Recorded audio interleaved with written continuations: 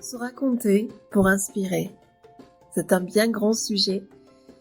J'ai beaucoup de personnes dans mon entourage qui ont envie de raconter leur récit de vie dans le but d'inspirer les autres, de faire bouger, de libérer, de dédramatiser, de faire avancer. Et en fait, je crois qu'on est nombreux à avoir ce pouvoir-là. Tous ceux qui ont eu des accidents de vie, des expériences, qui ont envie de partager à un moment donné. Et je crois aussi que si régulièrement cette idée-là revient, écrire un livre, écrire une conférence, transmettre, quelle que soit la manière en fait dont ça revient, c'est que quelque part il faut le faire. Et j'allais presque dire de manière ironique, et ça je le dis souvent, si on a ce super pouvoir de faire changer les choses, de dédramatiser, de rendre heureux des personnes, même si c'est une personne, eh bien ne pas le faire c'est un peu égoïste. Moi ce que j'aime c'est contribuer à ce que les gens avancent par mon expérience de vie, par mes réflexions, par ma vision, et ça ne convient pas à tout le monde et c'est ok pour ça. Mais avant de transmettre, de se raconter pour inspirer, je pense qu'il faut se poser plusieurs questions. La première, c'est pourquoi moi finalement? Parce qu'avec cette question-là arrivent beaucoup d'éléments comme le syndrome de l'imposteur, l'humilité. Oui, mais moi ce que j'ai vécu, il y a plein d'autres personnes qui ont vécu. Ce que j'ai vécu, il y a plein d'autres gens qui le racontent, etc. Donc c'est important de savoir ce pourquoi moi. Pourquoi je suis apte à raconter quelque chose, pourquoi je suis apte à contribuer à faire avancer certaines personnes. Donc ça, c'est vraiment un travail qu'on fait dans mes accompagnements, c'est la première pierre angulaire sans laquelle il ne se passe rien. C'est aller creuser ce pourquoi moi, cette différenciation, qu'est-ce qu'on a vécu, qu'est-ce qui fait que aujourd'hui on est en capacité de le transmettre. Souvent, ce sont j'allais dire inférieur entre guillemets, mais c'est surtout, par exemple, on dit oui, mais par exemple, moi je ne suis pas expert de la transformation, j'ai vécu ça, mais il y a des personnes qui ont étudié pendant 20 ans ce sujet, etc. Alors pourquoi moi je serais apte à transmettre? Eh bien, j'ai envie de dire, si tu es à 40, c'est génial, parce que ça veut dire qu'à un moment donné, tu as été à 5, puis 10, puis 20, puis 30, puis 35, et aujourd'hui tu es à 40. Et le fait de vouloir te raconter, ça va forcément faire grandir ce quota, ce pourcentage. Ça veut dire aussi qu'il y a des personnes qui, aujourd'hui, vont être dans la situation où tu étais il y a 2 ans, il y a 1 an, il y a 10 ans. Elles vont être au niveau 5. Et elles auraient peut-être besoin que quelqu'un leur tende la main et leur explique ce qui va se passer, quel est le parcours, les épreuves à traverser. Parce que plus c'est clair, en fait, plus c'est facile. Si je vais dans l'inconnu, ça fait super peur. Je suis angoissée, je ne sais pas où je vais perdre du temps, etc. Si quelqu'un me montre un chemin, qui sera le sien, qui ne sera pas le mien, mais en tout cas, ça va m'inspirer, ça va me faire gagner du temps. Je pense notamment à Péroline, dont je vous conseille le podcast qui s'appelle Histoire de sein, qui à 33 ans a appris qu'elle a eu un cancer du sein. Donc elle est en cours de chimio, elle est en cours de traitement, et elle partage en fait son parcours. Elle partage même la première fois où elle a reçu l'information, où elle a appris qu'elle avait un cancer. Et pourquoi c'est important cette transmission? Tout simplement parce qu'il y a des personnes aujourd'hui, demain, dans la semaine prochaine, qui vont apprendre qu'elles ont un cancer.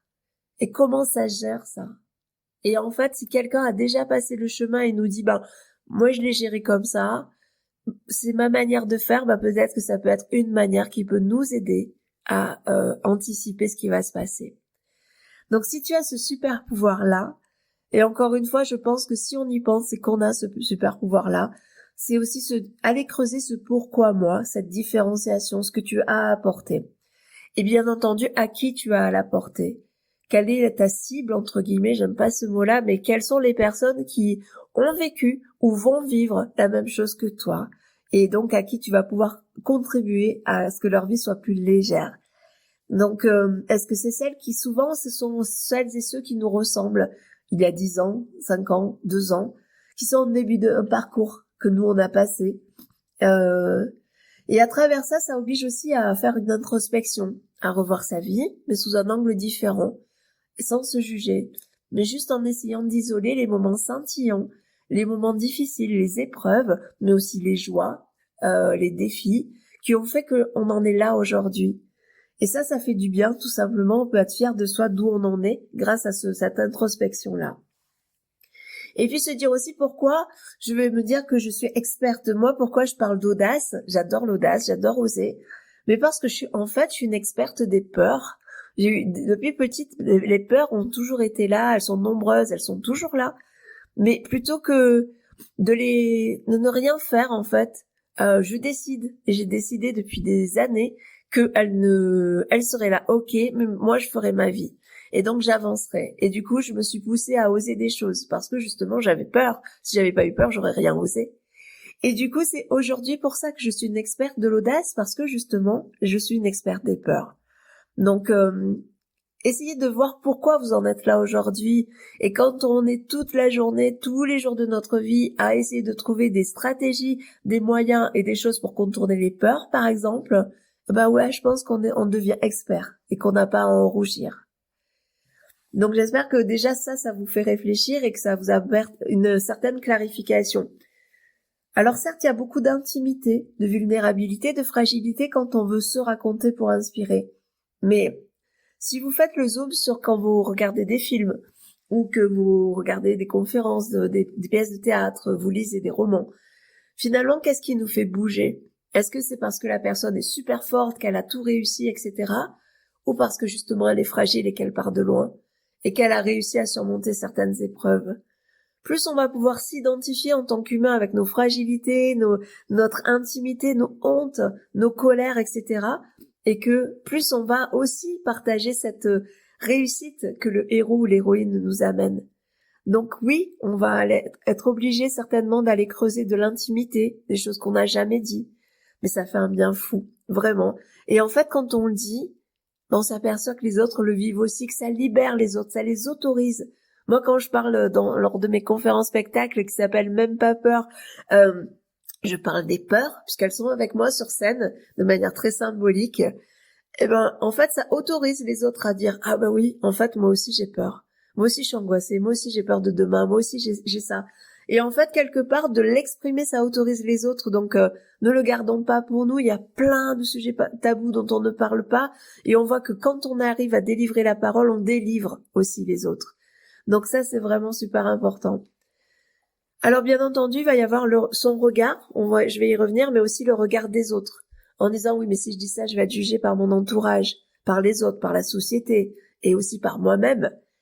Et j'allais dire, qui vous admirez en fait, vous? Réfléchissez à ça. Quelles sont les personnes que vous admirez vraiment, que vous aimez, pour lesquelles vous avez de l'empathie, de la bienveillance, que vous avez envie de serrer dans vos bras, qui vous rendent fiers finalement? Bah, ce sont souvent des personnes qui livrent qui elles sont, vraiment, avec toutes leurs facettes. On a tous des belles facettes, on a tous des facettes un peu plus sombres, un peu moins jolies, qu'on a moins envie de montrer, mais on est un tout. Et je pense que les personnes qu'on admire, si on y réfléchit, c'est celles qui arrivent à montrer toutes ces facettes avec humilité, avec humour, de manière artistique, de manière jolie.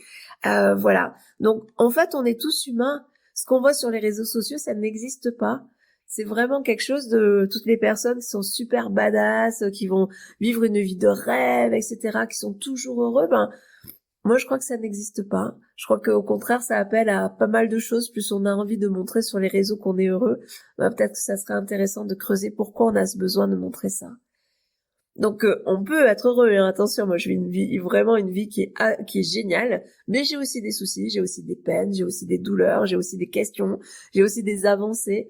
Donc, oui, bien entendu que la vie est belle, mais elle n'est pas que belle. Et justement, elle est belle aussi parce qu'on avance quelquefois.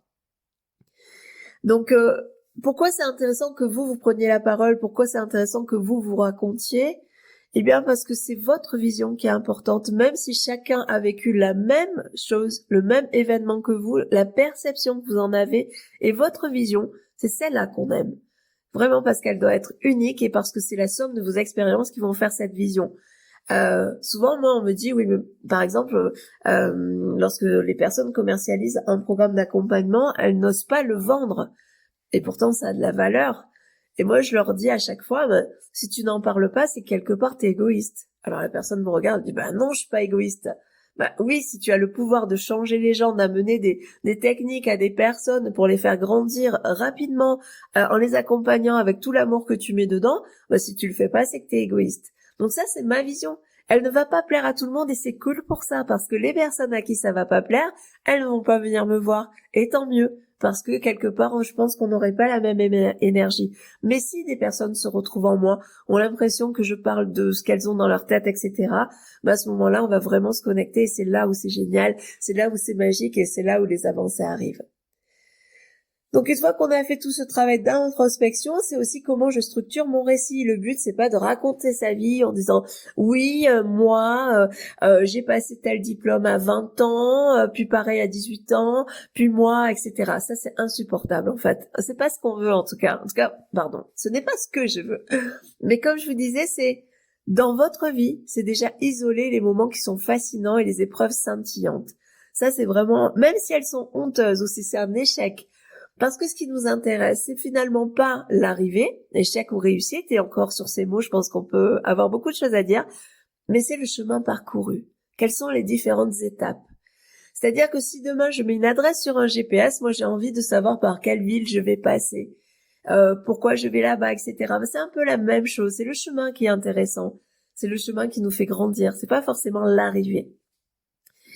Et si vous y réfléchissez bien, je vous ai déjà demandé qui on admire et pourquoi, mais finalement, dans toutes les émissions de destin de personnes, etc., ce que ça nous enseigne, c'est vraiment ce qu'on aime, en fait. Sinon, pourquoi on les regarderait, en fait? C'est vraiment à chaque fois qu'on écoute une histoire, qu'on regarde un film, qu'on lit un roman ou quoi que ce soit, c'est cet effet miroir qui nous fait avancer. C'est parce que nous, on se positionne, on s'identifie au héros et on avance avec lui. Et c'est pour ça que ça fait du bien. Donc, les structures, on les voit pendant les immersions, pendant mes programmes d'accompagnement à la rédaction, à l'écriture de conférences spectacles. C'est soit une structure chronologique. J'aime moyen, pas forcément cette structure-là, mais ça me regarde.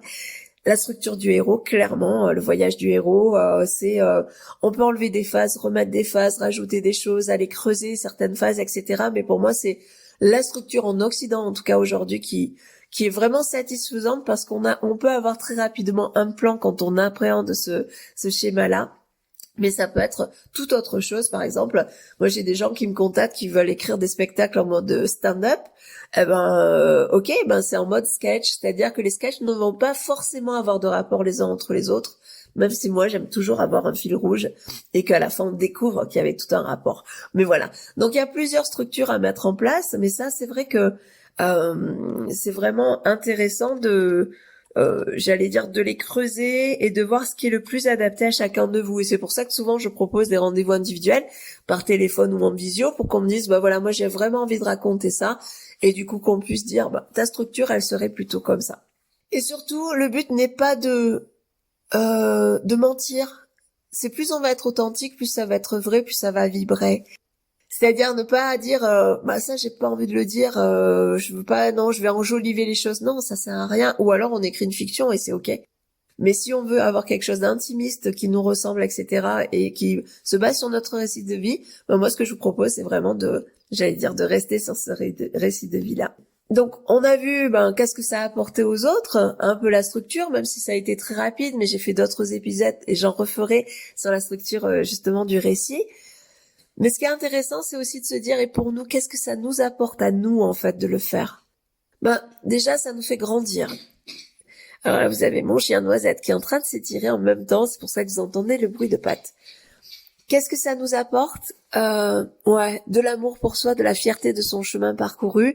C'est rare quand on prend le temps, tout simplement de faire le recul de tout ce qu'on a fait. C'est vraiment rare. Donc ça, c'est un moment privilégié. De mettre aussi en exergue tous les moments qu'on a parcourus qui sont magnifiques. Parce qu'on voit souvent les moments qui ne vont pas, ou là où on n'a pas été très bon, etc. Mais voilà, ce qu'on aime aussi, et ce qui est génial, c'est tous les moments où on a été magnifique et qu'on oublie parce que le lendemain il se passe d'autres choses, etc. Et on avance comme ça, en regardant toujours l'avenir, mais sans forcément s'arrêter pour se dire « Waouh, c'est moi qui ai fait ça ». Et ça, ce « Waouh, moi qui ai fait ça », ça fait prendre la confiance. On devient fier, on se remet dans l'estime de soi, on devient plus ancré et c'est là où on a encore plus envie de partager. Et puis la fierté de contribuer et le plaisir et le bonheur de contribuer. Moi, je crois que c'est vraiment ça qui m'anime. Quand j'accompagne des personnes et que on m'a comparé à une doula, c'est-à-dire celle qui vient accoucher ce récit de vie, et puis bien entendu, qu'est-ce qu'on y met aussi, parce que le but n'est pas de faire qu'un récit de vie, c'est quels sont les enseignements, quelles sont les techniques pour qu'on puisse aller encore plus loin, et moi c'est ce que j'aime, aller plus loin. Bah ouais, ça réchauffe le cœur. Il y a de quoi se lever le matin quand vraiment on apporte du sens à quelqu'un, quand on voit son regard s'émerveiller sur elle-même. Et ça, waouh, enfin moi c'est ce que j'adore. Donc j'espère que ça vous a apporté des pistes de réflexion.